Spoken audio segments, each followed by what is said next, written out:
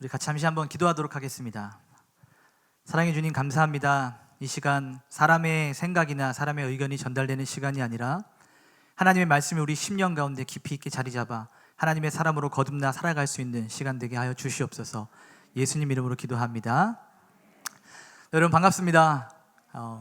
마스크를 쓰니까 잘 못 알아보셨던 분들이 이제 마스크를 벗으니까 키를 보고 짐작을 하셨겠지만 네, 오랜만에 다시 이 단 위에 서니까요 집에 돌아온 느낌입니다. 네, 제가 감수성이 좀 보기보다 풍부해서 마음이 막 울컥울컥하는 것 같아요. 자, 제가 물을 좀 한 잔 마시고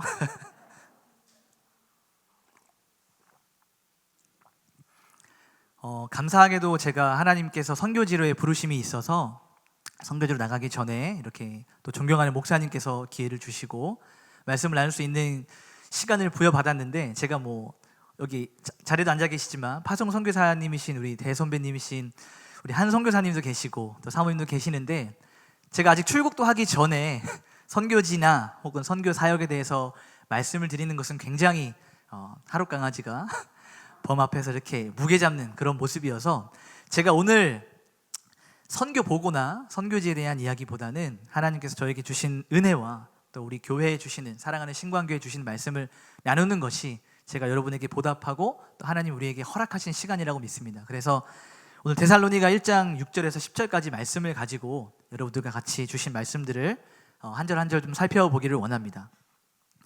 오늘 우리가 읽었던 이 말씀은, 데살로니가 전서는 바울이 2차 전도 여행을 하던 중에 세웠던 데살로니가라고 하는 이 교회에 주는 편지입니다. 오늘 여러분께서 이 말씀을 조금 더 주의 깊고 마음을 열어서 받아주셔야 되는 이유가 무엇이냐면, 여러분 신약 성경의 대부분 말씀들이 그렇지만 이 말씀들이 한 개인에게 주는, 한 사람 한 사람에게 주는 개인적인 말씀이기도 하지만 교회 공동체에 주었던 말씀이라는 사실을 여러분 기억하셔야 됩니다. 그래서 요즘에 코로나 시기에 굉장히 많이 좀 회자되는 그러한 말이 있어요. 공동체적 신앙, 공동체적 신앙생활이라는 말이 사실은 굉장히 성경적인 겁니다. 이 말을 좀 우리가 오해하지 말아야 될 것은, 우리가 다 예배를 잘 드린다고 해서 공동체적으로 구원을 받는 것은 아닙니다. 구원은 우리가 배우고 듣고 그대로 믿어지는 대로 개개인이 믿고 하나님께서 주시는 그 구원을 얻는 것이죠. 아멘이시죠? 네, 그렇다면 구원받은 개인이 어떻게 살아갈 것인가에 대한 문제는 공동체적 신앙생활에서 발견할 수 있습니다. 그러니까 구원받은 자가 교회 밖에서 떨어져 나가 있는 일들은 사실은 성경적이지 않은 모습이라고 우리가 말을 할 수 있겠죠. 물론 요즘에 가나안 성도라고 해서 여러 많은 생활들이 있지만, 사실 본질적으로 우리가 말씀 앞에 바로 서게 된다면 교회 공동체 안으로 들어와서 함께 신앙생활을 해야 됩니다. 그런 의미에서 이제 코로나가 끝나가고 있다라고 말은 하지만 어려운 시기 가운데도 여전히 이 말씀과 또 교회와 공동체 안에서 신앙생활을 하시는 여러분들을 또 축복하고 또 주님의 이름으로 사랑합니다. 우리 옆 사람에게 한 번 더 이렇게 인사하실까요? 사랑하고 축복합니다. 네, 우리가 공동체적 신앙생활을 하고 있기 때문에 만날 때마다 볼 때마다 질리는 얼굴들이지만 그래도 반갑게 주님이 우리를 변치 않고 포기하지 않으시고 사랑하시는 것처럼 그렇게 사랑을 고백해 주시면 좋겠습니다. 자, 그래서 제가 오늘 제목도 믿음이 소문난 사람이 아니라 믿음이 소문난 교회라는 거예요. 왜요? 공동체적 신앙을 우리가 어떻게 적용할 수 있을 것인가, 오늘 말씀을 통해서 좀 나누기를 원합니다. 데살로니가 전서의 이 말씀을 나누기 위해서는요, 여러분 데살로니가 교회가 가지고 있는 이 배경을 좀 우리가 알아야 될 필요가 있습니다. 제가 아까 말씀드렸듯이 이 데살로니가 교회는 바울이 2차 전도 여행을 하던 도중에 세워진 교회입니다. 사도행전 16장에 우리가 너무 잘 알고 있듯이 바울이 아시아를 향해서 가고자 했으나 성령이 주신 환상 가운데 마게도냐에서 한 사람이 나타나서 부르죠. 마게도냐 지방으로 와서 우리가 잘 알고 있는 건너와 우리를 도우라, 이런 음성을 들었어요. 그래서 바울이 가고 싶었던 아시아 방향이 아니라 마게도냐, 지금의 유럽 쪽의 방향으로 방향을 틀어서 발걸음을 옮기게 됩니다. 그러면서 첫 번째 세워졌던 교회가 우리가 너무 잘 알고 있는 빌립보 교회, 그리고 나서 옮겨졌던 교회가 바로 데살로니가 교회입니다. 자, 여러분 데살로니가 이 지역은요, 지리적으로 매우 좋은 위치에 있었습니다. 지정학적으로 봤을 때 굉장히 유리한 위치에 있었어요. 여러분, 요즘에 부동산이 굉장히 예민한 시기에 우리가 살고 있죠. 부동산에 3대 중요한 요소가 있습니다. 첫 번째, 위치. 두 번째, 이런 거 적으시면 안 됩니다. 갑자기 펜이 막 움직이시는 분들이 계시는데. 다시요. 자, 부동산의 중요한 세 가지를 이야기하자면 첫 번째는 위치, 두 번째는 위치, 세 번째는 위치입니다. 네, 제가 너무 중요한 거를 말씀드렸는데, 자, 이것처럼 데살로니가 지역, 그 교회 그리고 그 동네가 가지고 있었던 특성이 매우 중요했다는 사실이에요. 자, 왜냐하면 데살로니가, 마게도냐라고 하는 지방이거든요. 마게도냐라고 하는 지방에 있는 한 도시가 데살로니가인데, 이 데살로니가 도시는 마게도냐 지방의 모 도시입니다. 그러니까 어머니 도시와 같은 거예요. 그래서 모든 도시들의 마게도냐에 있는 지방에 이 데살로니가가 여러 가지 영향들을 줄 수가 있었고, 데살로니가를 거쳐야지만 움직일 수가 있었습니다. 항구가 있었고 좋은 육로가 잘 교통이 되어 있었습니다. 그래서 키너라고 하는 학자가요, 연구에 따르면 이 데살로니가 도시의 인구는 로마 제국, 당시 이제 로마 제국의 지배를 받고 있던 상황이었으니까요, 로마 제국의 10대 큰 도시에 들어간다, 인구의 수가, 라고 말을 하고 있습니다. 여러분, 근데 더 중요한 것은 무엇이냐면요, 지리적인 위치보다 더 중요한 것은 사회적이고 정치적인 특징이에요.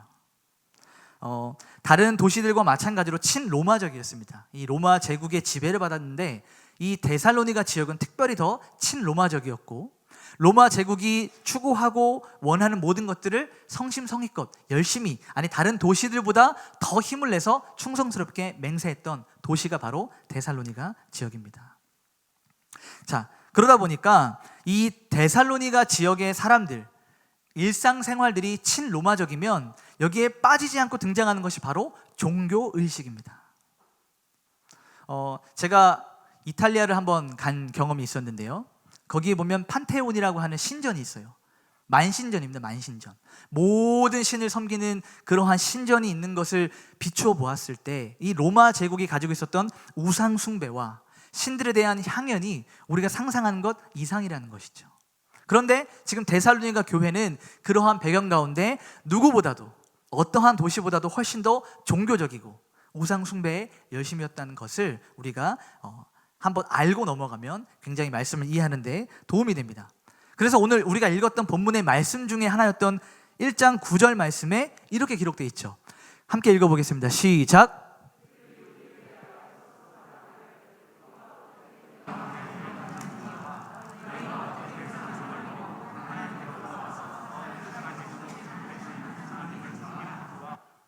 우상 숭배에 물들어버린 도시에 살고 있었던 데살로니가 사람들에게 바울은 너희가 어떻게 우상에게서 돌아서, 우상을 떠나서 살아계신 하나님께 돌아왔는지에 대한 이야기를 하고 있는 것입니다. 여러분, 우리가 문자적으로 읽으면 굉장히 가볍게 이야기할 수 있겠지만, 여러분, 우상 숭배가 일상적이었던, 굉장히 평범한 일이었던 그러한 사회 가운데 살았던 사람들이 우상 숭배를 떠나 하나님께로 돌아오는 일은요, 사회적인 배제를 각오하는 일이었어요. 단순히 지금 우리가 살아가는 이 시대에 불신자 한 명이 교회 다니지 않는 사람이 신강교에 등록하는 그 정도의, 물론 이 일도 천국 잔치가 열리는 놀라운 일이지만 사회적인 단절과 배제와 혐오와 이런 많은 것들을 동반한 굉장히 어려운 일들이었다는 것이죠. 바로 이러한 배경 가운데 바울은 데살로니가 지역에 교회를 세우게 되었고, 새 안식일, 우리말로 하면 한 석 주 정도, 3주 정도 되는 시간을 보내면서 사역을 했습니다. 그리고 나서 그곳을 떠나 데살로니가에 보냈던 편지가 오늘 우리가 읽었던 데살로니가 전서입니다.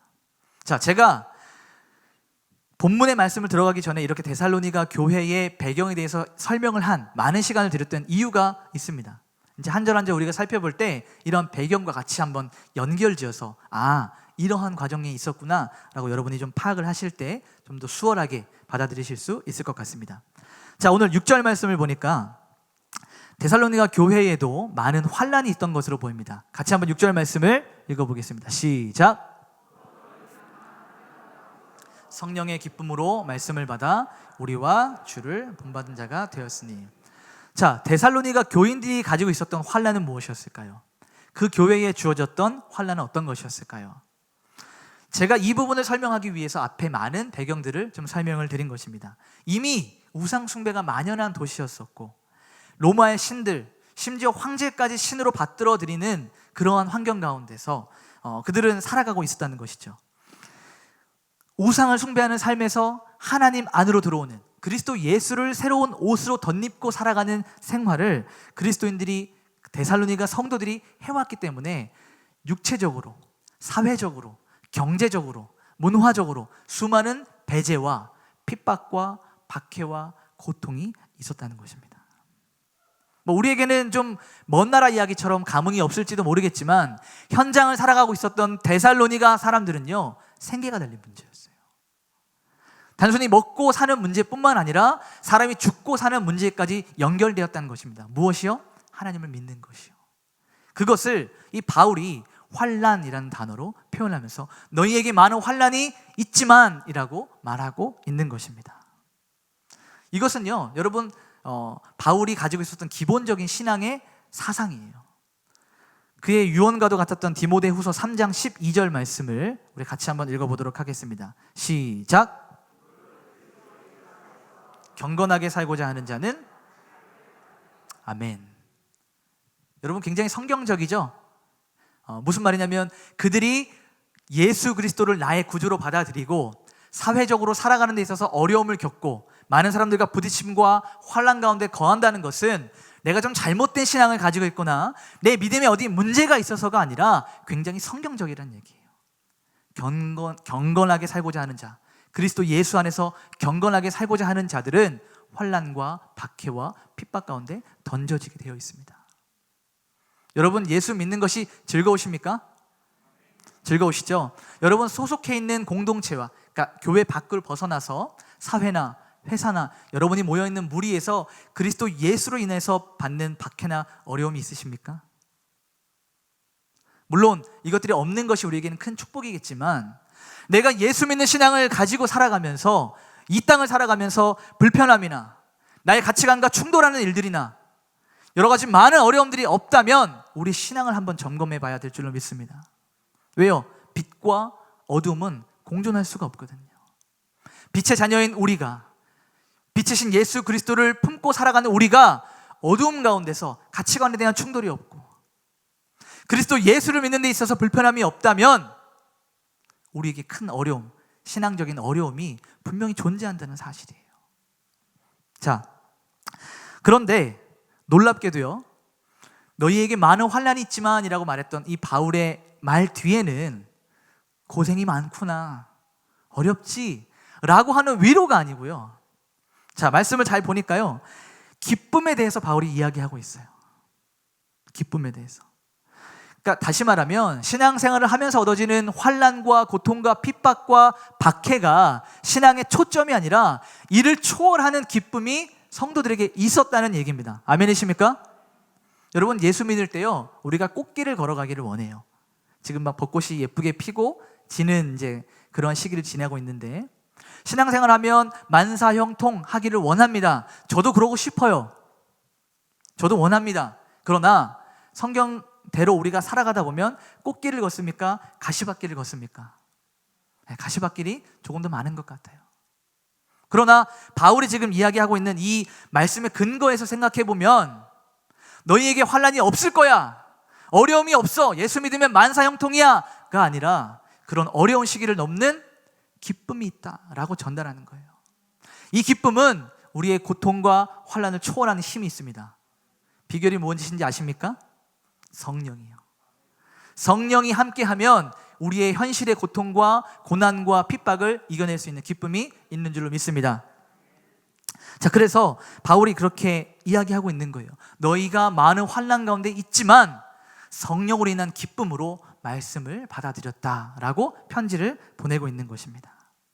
자, 그래서 여러분, 이 한 가지를 좀 기억하시면 좋을 것 같아요. 우리 신앙생활하는 그리스도인들, 저와 여러분들, 직분을 막론하고 성별을 막론하고 연령을 막론하고 신앙생활을 하는 우리의 진정한 멋은 내 힘으로 문제를 해결하고 내 힘으로 문제를 극복하는 것이 아니라 연약한 모습으로 하나님 앞에 나아가서 문제를 해결받는 것.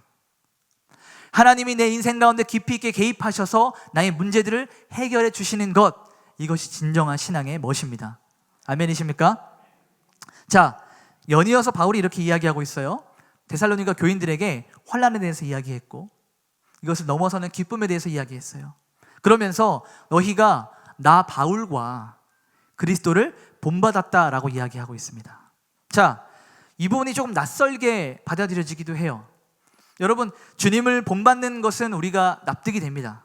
주님을 본받으라 라고 이야기하는 것 이해가 됩니다. 그런데 바울이 자기 자신을 본받으라는 얘기예요. 여러분, 제가 아무리 신앙생활을 잘하고 아무리 신앙생활에서 태도가 좋아서 여러분에게 본이 되고 여러분에게 좋은 영향력을 끼친다 할지라도 여러분, 저를 좀 본받으십시오. 여러분, 저처럼만 하십시오. 저 정도만 하십시오 라고 제가 이렇게 이야기한다면 아마 대부분 여기 앉아있는 제 아내를 제외한, 모르겠습니다, 제 아내도 마찬가지겠지만 모든 사람들이 야, 너나 잘해 라고 할지 모르겠습니다. 여러분, 바울이 아무리 훌륭한 사람이라 할지라도 그에게 결점이 없었겠습니까? 그에게 흠이 없었겠습니까?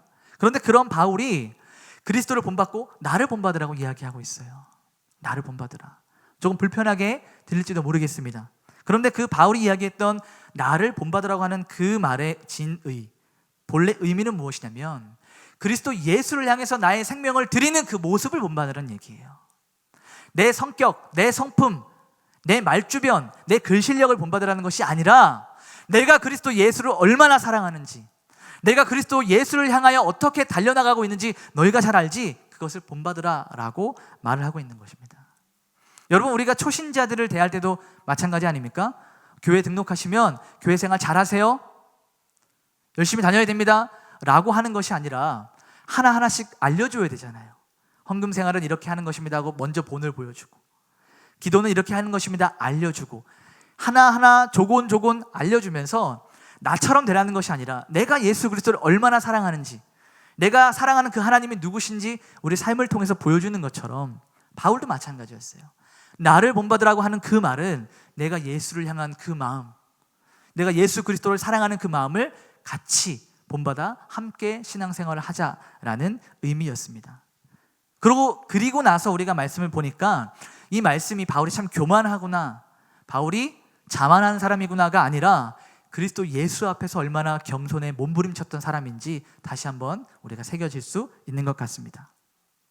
자, 이런 극심한 환난과 고난 가운데 있었던 데살로니가 교회는 기쁨으로 말씀을 받아들였어요. 바울의 권면처럼 먼저 믿는 자들과 예수 그리스도를 본받는 자리에까지 나가게 됩니다. 여러분, 예수 그리스도를 믿으면 참 놀라운 사실은 삶의 열매가 맺혀진다는 사실이에요.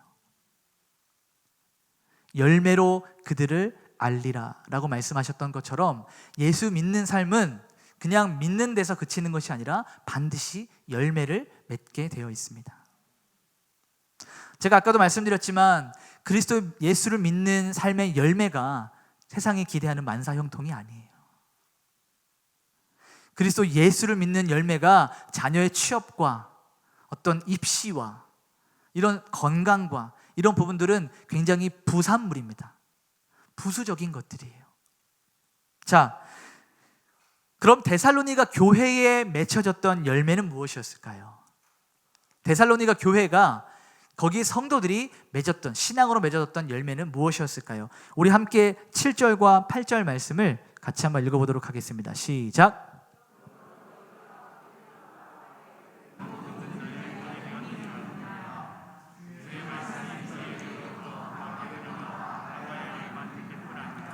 하나님을 향하는 너희의 소문이 각처에 퍼졌으므로 우리는 아무 말도 할 것이 없노라. 아멘.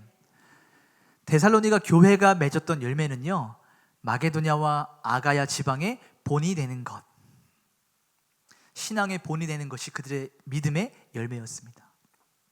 여러분, 여기서 본이 되었다라고 하는 이 본은요, 원어로 티포스라는 단어예요. 무슨 뜻이냐면 어떤 물건을 만들 때 주조 틀을 가지고, 형태를 가지고 나서 찍어내듯이 계속해서 같은 모양을 만들어내는 그런 틀, 이것을 설명을 하고 있거든요. 그러니까 다시 말하면 데살로니가 교회가 본이 되었다라고 하는 것은 마게도냐와 아가야 지방의 많은 교회들과 성도들에게 그들처럼 신앙생활을 할 수 있는 기준이 되었다는 사실이에요. 저는 그런 의미에서 광명 땅에, 금천구 땅에 신광교회가 그런 본이 되는 교회가 되기를 소망합니다. 자, 요즘 작금의 시대의 교회들은 교회의 역사를 자랑합니다. 교회의 크기를 자랑합니다. 성도의 수를 자랑합니다. 여러분 그러지 않으시죠? 우리 신강교회, 사랑하는 신강교회 성도분들은 교회 밖에 나가서 우리 교회가 몇 년 됐어, 우리 교회가 성도가 몇 명이 모여, 이런 것들 자랑하지 않으시죠? 저는 여러분의 자랑은 오직 예수 그리스도 한 분이심을 그렇게 고백하는 성도분들이실 것을 제가 확인했었고 지금도 여전히 그러시리라 믿습니다. 자, 여러분 마게도냐라고 하는 지방은요 굉장히 큰 지방이에요. 그래서 여기에 해당하는 교회들, 지역들이 빌립보, 데살로니가, 그리고 베레아, 이런 지역들이 마게도냐 지방에 있는 큰 도시들 중에 하나입니다. 또 아가야 지방이라고 했던 그 지역은 고린도, 아덴이라고 불렸던 아테네, 그리고 겐그리아, 이런 지역들이 속해 있는 지방입니다. 그러니까 마게도냐와 아가야 지방의 본이 되었다라고 하는 것은요, 지금 지도를 펴서 봤을 때 유럽의 발칸 반도, 지중해를 끼고 있는 유럽 남부 전체 지역의 표본이 되었다는 거예요. 어느 교회가요? 데살로니가 교회가요. 믿음의 표본. 그러면서 8절에 이렇게 연이어서 이야기하죠. 예수 그리스도를 믿는 그 믿음이 마게도냐와 아가야 지방 곳곳에 퍼져나가고 있다. 여러분, 이 데살로니가 교회에 가지고 있었던 특징 중에 하나는 전도를 받았잖아요. 바울에 의해서 전도를 당했잖아요. 그들이 전도자가 되었다는 얘기예요. 복음을 받아들이면 혼자서 그치는 것이 아니라 수가성의 여인처럼 마을로 들어가서 사람들에게 내가 메시아를 만났다라고 이야기하는, 전도하는 것, 우리 영원한 사명이기도 하고 우리 신앙생활 하는 데서 가장 큰 기쁨이기도 하죠. 그 기쁨을 데살로니가 교회는 누리고 있었다는 얘기입니다. 자, 9절과 10절 말씀을 보면요, 이제 그러면 이 바울이 편지를 통해서 데살로니가 교회 교인들의 믿음이 마게도냐와 아가야 지방에 퍼져 흘러나가고 있다고 했는데, 그럼 그들은 어떠한 믿음을 가지고 있었는가? 도대체 데살로니가 교회는 어떠한 믿음이 있었길래 마게도냐와 아가야 지방에 있는 사람들이 야, 데살로니가 교회처럼 신앙생활 해야 된다, 믿음을 가져야 된다라고 말을 했던 것일까요? 그 믿음의 실체를 우리 9절과 10절을 통해서 같이 한번 보도록 하겠습니다. 우리 같이 한번 읽어보도록 하겠습니다. 시작.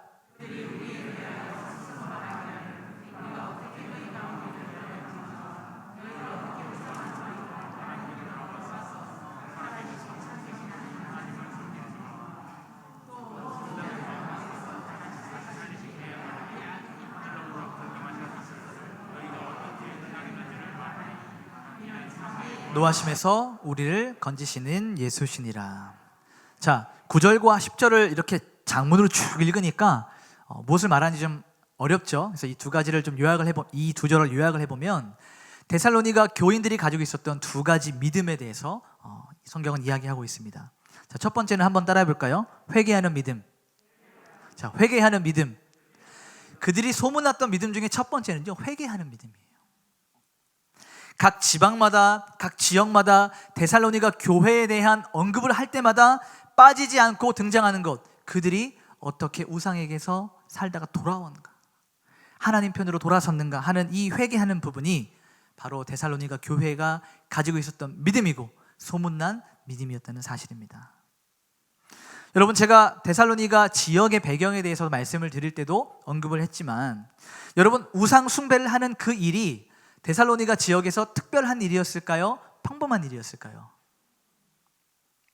우상 숭배, 곳곳에서 제사를 드리고 절하고 신상을 만들어 놓고 신전에서 제사를 지내는 이런 일들이 데살로니가 지역에서 굉장히 평범한 일이었을까요? 아니면 특별한 일이었을까요?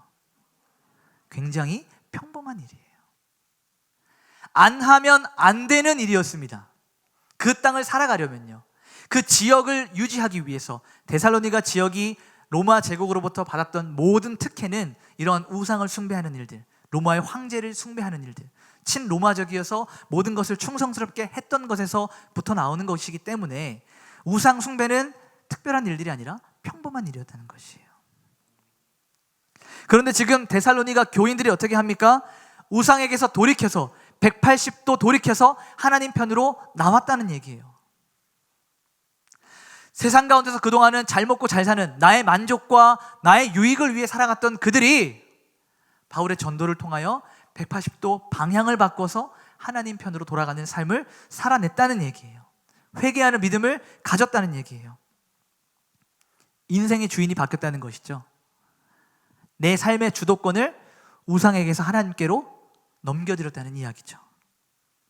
고난과 핍박과 박해를 감내하면서까지, 우리는 신앙생활하면서, 저도 마찬가지지만 어려움이 좀 없기를 그렇게 기도하면서 신앙생활하지 않으십니까? 예수 믿는 것과 좀 어려운 일들은 별개로 좀 분리해서 좀 이렇게 기도하고 좀 평안하기를 저도 원하는데, 그들의 기도는 하나님, 신앙생활하면서 어려움 겪지 않게 해주세요. 하나님, 신앙생활하면서 당신 예수 그리스도를 믿으면서 불편함 겪지 않게 해주세요. 이런 수준에서 머무르지 않았다는 얘기예요. 어려움이 찾아온다 할지라도 믿음 잃지 않게 하소서. 내가 박해와 핍박 가운데 무너진다 할지라도 다시 일으키소서. 어떠한 믿음이 더 큰 믿음일까요? 데살로니가 교회에는 바로 이러한 돌이키는 믿음이 있었다는 사실입니다. 두 번째로, 데살로니가 교회의 소문난 믿음은, 우리 한번 따라해 보겠습니다. 그리스도의 재림을 기다리는 믿음. 그리스도의 재림을 기대하는 믿음. 자, 첫 번째는 회개하는 믿음이었죠. 그들이 우상에게서 하나님 편으로 돌아오는 회개하는 믿음이 소문이 났고요. 두 번째는 많은 사람들, 마게도니아와 아가야 지방의 많은 사람들이 데살로니가 교회를 언급하면서 빼놓지 않았던 것들이, 그들은 그리스도 예수를 기다리는 자들이다. 다시 오실 주님의 재림을 기대하는 자들이다 라고 이야기를 했다는 얘기예요. 여러분, 마침 오늘 부활절이죠. 오늘 오전에 또 목사님을 통해서 귀한 말씀을 받으셨겠지만, 여러분, 우리의 믿음의 종착지가 어디입니까? 여러분, 우리 믿음의 종착지, 그리스도 예수께서 다시 오시는 그날에 우리의 영과 육이 새롭게 부활함으로 그리스도 예수와 함께하는 주님 나라 들어가는 것이 우리 믿음의 종착지죠. 10절 말씀처럼 이 데살로니가 교인들은 바로 그것을 기대하고 기다렸다는 사실이에요. 주께서 다시 오실 것이다. 심판과 진노의 불을 내리실 그 모든 환경 가운데서 우리를 건지실 예수가 다시 오실 것이다. 이것이 데살로니가 교회 교인들이 가지고 있었던 믿음이란 얘기예요. 여러분, 이것이요, 개념적인 믿음이 아닙니다. 그냥 이론적으로 주님 다시 오실 거야, 그냥 종말론적인 그냥 어떤 관념적인 믿음이 아니란 얘기예요. 여러분, 이것은요, 얼마나 현실을 살아가는 균형이 필요한 믿음인지 모릅니다. 오늘날 우리가 인터넷이나 뉴스나 이런 기사들을 많이 보게 되면요, 이 종말론에 잘못돼서 삶이 흐트러지는 사람들을 너무 많이 볼 수가 있어요. 잘못된 종말론에 사로잡히면 예수님께서 오시면 지금의 이 땅 다 필요 없으니까 막 살아도 되는 방탕한 생활을 하게 됩니다. 여러분, 구원파 같은 사람들, 구원만 받으면 장땡이야, 내 삶이 어찌하든 나는 구원 받았어 라고 하는 이런 잘못된 균형 감각을 잃어버린 신앙생활을 하게 되거나, 반대로 오늘 하루에, 오늘 그냥 이 시간에만 너무 중요하다고 해서 주님 오심을 잊어버리고 사는, 주님이야 오시든 말든 나는 먹고 살기 바빠 라고 하는 잘못된 삶을 살아가는, 뒤틀거리는 이런 삶을 살게 되는데, 데살로니가 교인들은요, 균형 잡힌 신앙생활을 하고 있었던 얘기예요. 주님이 오심을 기다리는 삶. 여러분, 주님의 오심을 기다리십니까? 어떻게 기다리고 계세요? 달력에 체크하면서 오늘도 안 오셨네. 주님을 기다리는 삶은요, 여러분에게 주신 하루하루를 매일 마지막같이 살아가는 거예요. 그래서 오늘 드려지는 이 예배가, 저와 여러분이 드리는 지금 이 시간의 예배가 삶의 마지막 예배와 같이 드리는 겁니다. 여러분, 그럼 대충 할 수 있겠습니까? 피곤해서 눈 깜빡깜빡 하시면서 꼬집어 가면서 손등에 손톱 자국 내면서 눈을 뜨며 그렇게 예배 드려야 되지 않겠습니까? 내일 출근하는 직장 생활이 또 월요일이네, 세상 사람들이 말하는 월요병에 시달리면서 그렇게 보낼 수 있겠습니까? 내일이 우리에게 주어진 마지막이라면요. 그래서 참된 믿음을 가진 경건한 종말론을 가지고 있는 사람들은 주님께서 우리에게 주신 하루하루를 경건하게 매일을 마지막같이 살아가는 믿음인 거예요. 거기서 세상 사람들과 우리는 차이점이 있는 겁니다. 아멘이십니까? 바로 이러한 믿음이, 이미와 아직을 살아가는 이러한 믿음이 바로 데살로니가 교인들에게 있었다는 것입니다. 바울은 이를 가리켜서 십자가의 도로 설명을 하고 있죠. 고린도전서 1장 18절 말씀을 우리 같이 한번 읽어보겠습니다. 시작.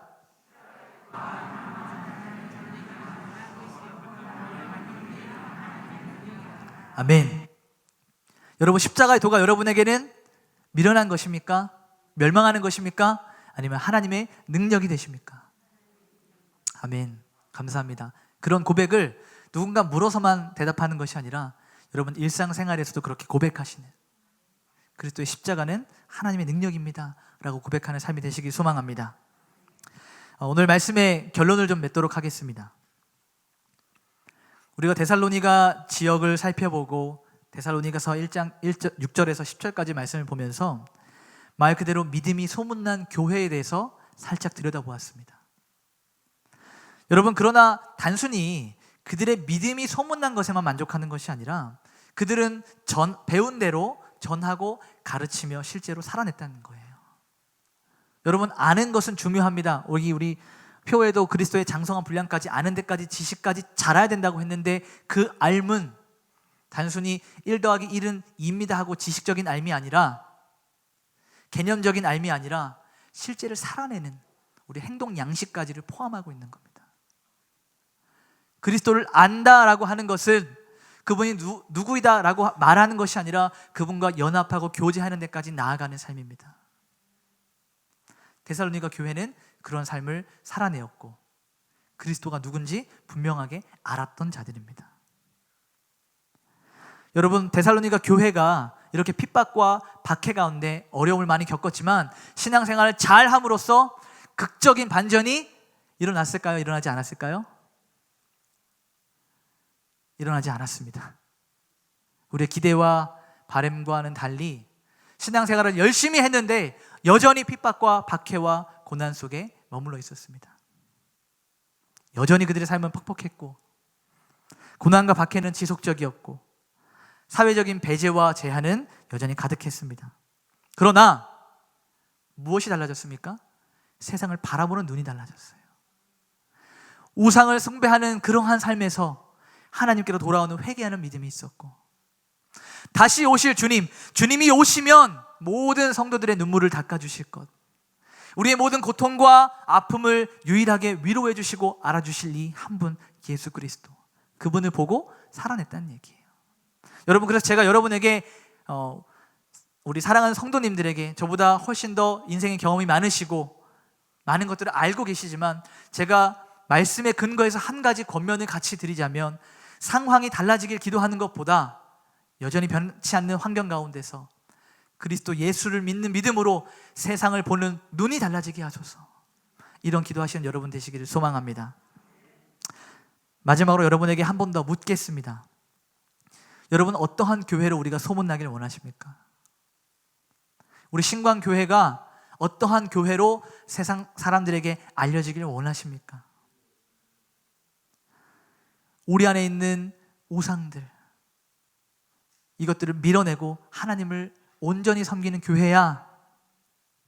그들은 예수 그리스도의 재림을 기다리며 하루하루를 성실히 살아내는 교회야? 이것이 우리 믿음이 소문나는 교회가 되고 하나님이 기뻐하시는 그러한 교회가 되기를 주님의 이름으로 축복하고 기원합니다. 같이 한번 기도하시겠습니다. 사랑하는 주님, 감사합니다. 그리스도를 본받고 바울이 우리에게 건네주었던 그 말들을 본받기를 원합니다. 그리스도 예수를 본받을 때 세상의 본이 됨을 말씀을 통해 배웠습니다. 주님을 아는 것에만 그치지 않고 살아내는 자들 되게 하시고 회개하는 믿음과 그리스도의 재림을 기다리는 믿음이 각처에 소문나는 살아있는 교회, 사랑이 넘치는 교회, 이웃을 돌아보는 교회가 될 수 있도록 허락하여 주시옵소서. 시작도 끝도 주님의 손에 달렸사오니 주님이 피로 값주고 사신 이 교회가 주님의 손에서 영원토록 밝게 빛날 수 있도록 함께하여 주시옵소서. 모든 것 감사드리며 살아계신 예수님의 이름으로 기도합니다. 아멘.